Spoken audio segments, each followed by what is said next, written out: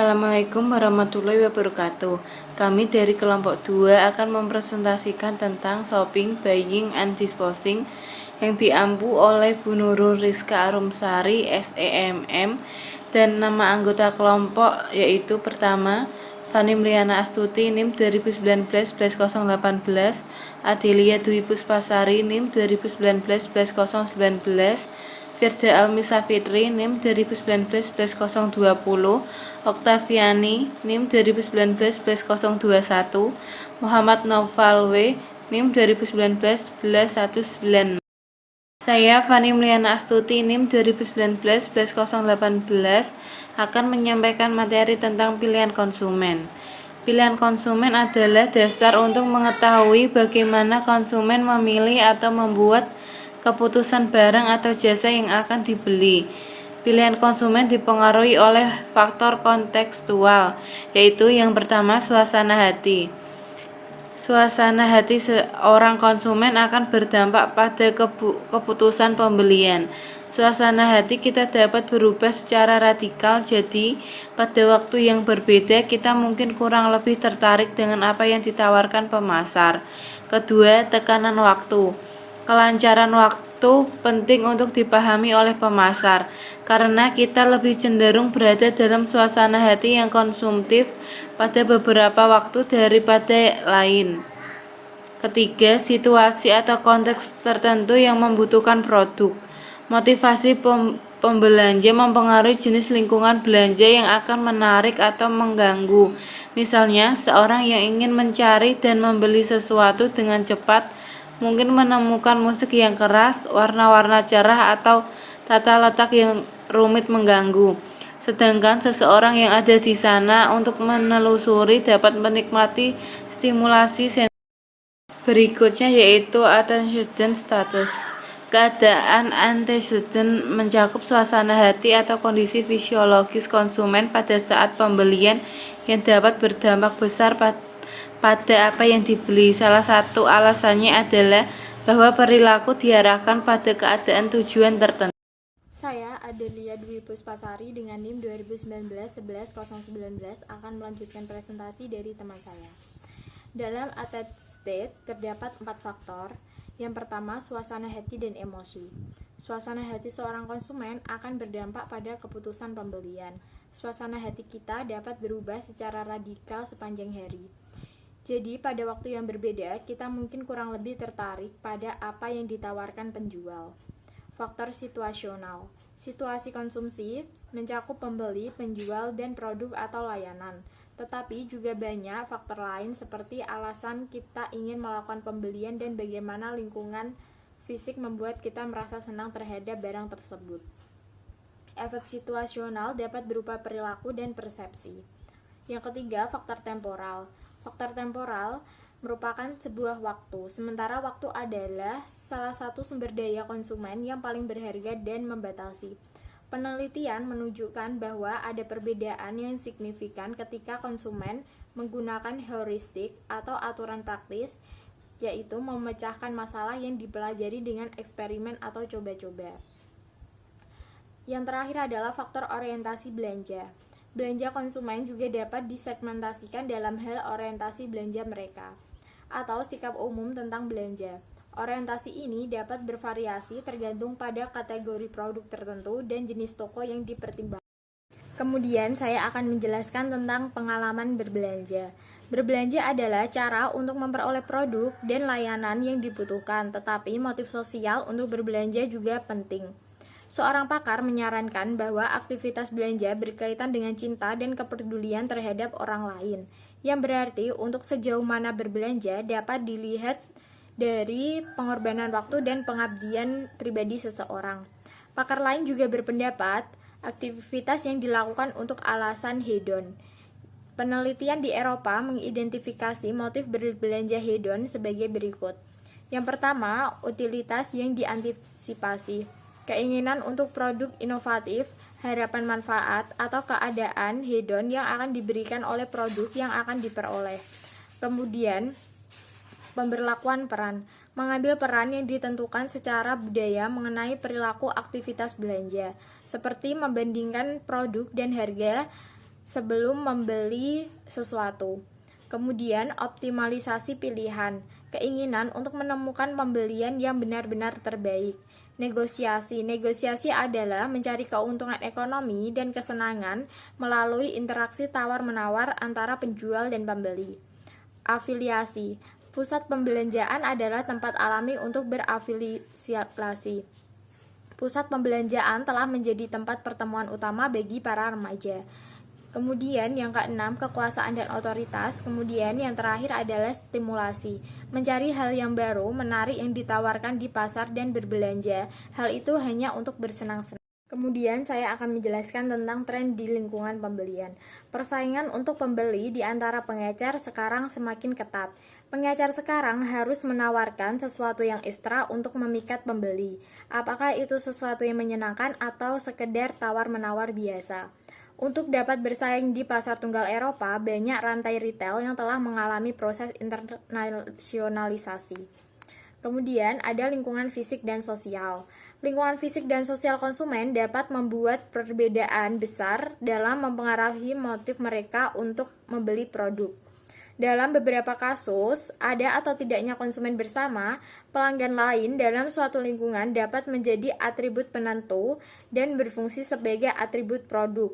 Seperti ketika resort atau butik eksklusif berjanji untuk menyediakan privasi bagi pelanggan istimewa. Saya Firda Almisa Fitri NIM 2019-11020 akan membahas tentang loyalitas toko. Loyalitas toko merupakan dihadapkan dengan lingkungan retail yang bergejolak termasuk resesi ekonomi. Pengajar sangat menghargai konsumen setiap toko. Konsumen sekarang memiliki banyak pilihan mengenai tempat berbelanja, termasuk alternatif elektronik yang telah terbukti sangat menarik di tengah penurunan ekonomi. Orang-orang cenderung tidak loyal terhadap toko. Selanjutnya, e-commerce, clicks versus bricks. Menurut penelitian terbaru, e-commerce adalah pasar retail dengan pertumbuhan tercepat di Eropa. Penjualan di Inggris, Jerman, Perancis, Swedia, Belanda, Italia, Polandia, dan Spanyol diperkirakan akan tumbuh. Pemasar terus memperdebatkan bagaimana dunia online mempengaruhi bisnis mereka dalam menghadapi peningkatan jumlah situs web. Secara khusus, banyak yang kehilangan tidur karena mereka bertanya-tanya apakah e-commerce akan menggantikan retail tradisional, bekerja sama dengannya, atau bahkan mungkin menghilang. Namun, meningkatnya ketersediaan aplikasi perbandingan belanja telepon memang mengancam keberadaan banyak pengajar, karena konsumen terlibat dalam apa yang mereka sebut showroom. Selanjutnya, oleh karena itu, bagi pemasar, pertumbuhan perdagangan online adalah pedagang yang memotong dua arah.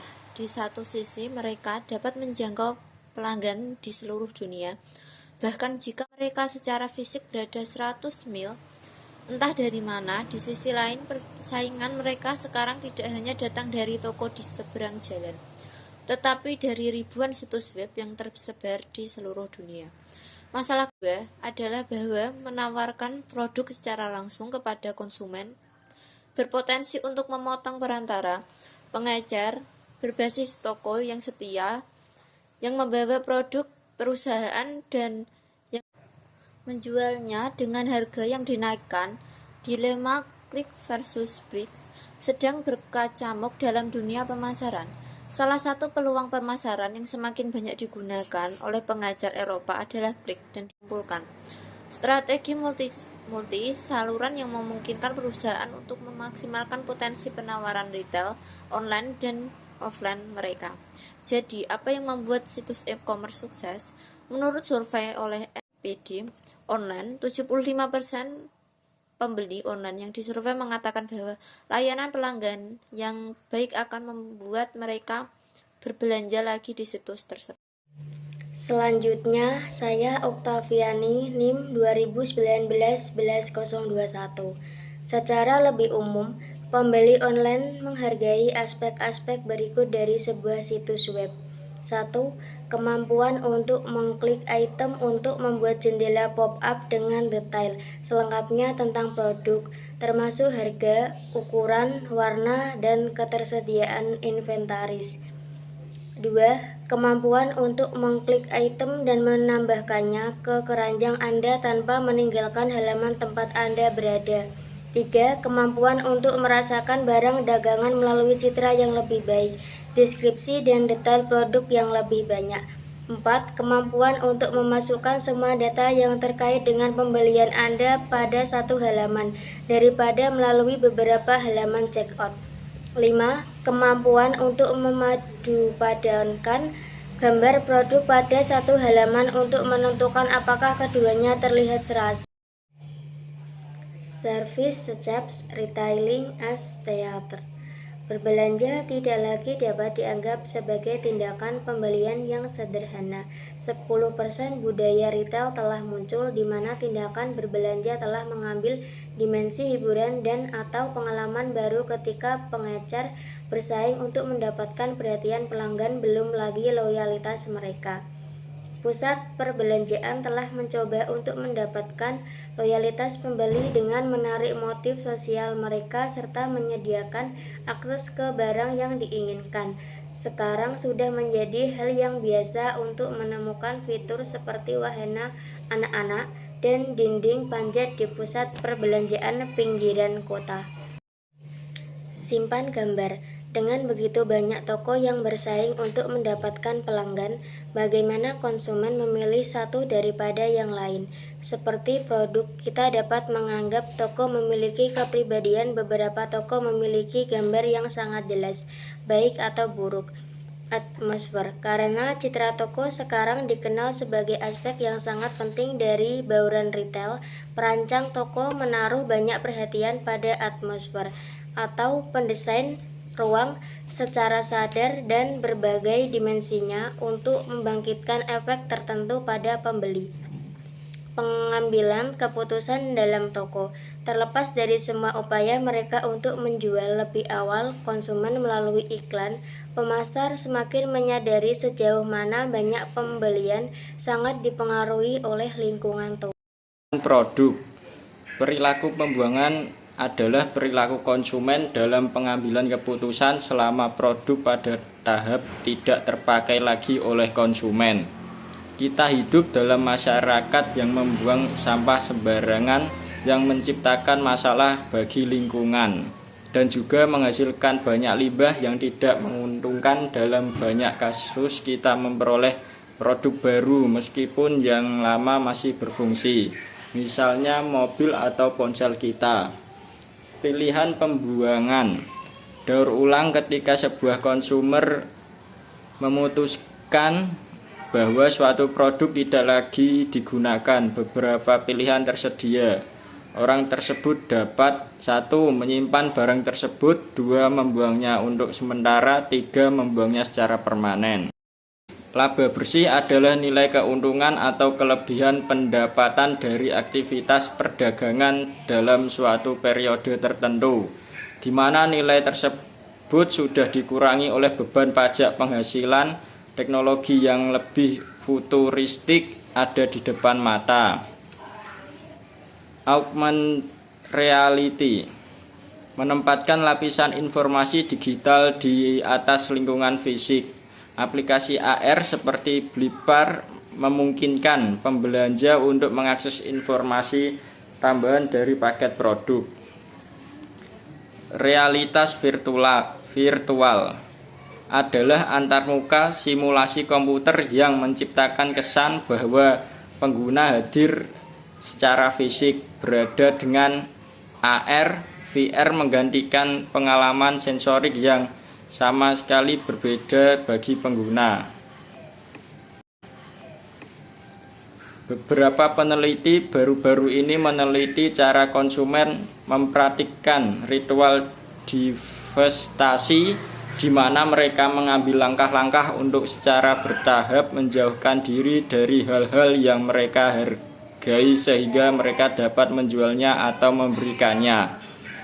Saat mereka mengamati orang-orang menyiapkan barang untuk dijual, Di garage sel, para peneliti mengidentifikasi ritual ini. Satu, ritual transfer ikonik, yaitu mengambil gambar dan video objek sebelum menjualnya. Dua, ritual tempat transisi, yaitu meletakkan barang-barang di lokasi yang tidak terjangkau seperti garasi atau loteng sebelum membuangnya. Tiga, pembersihan ritual, mencuci, menyetrika, dan membungkus barang dengan cermat. Berikut ini adalah daftar pustaka dari materi yang sudah kami paparkan. Sekian presentasi dari kelompok kami ucapkan terima kasih. Wassalamualaikum warahmatullahi wabarakatuh.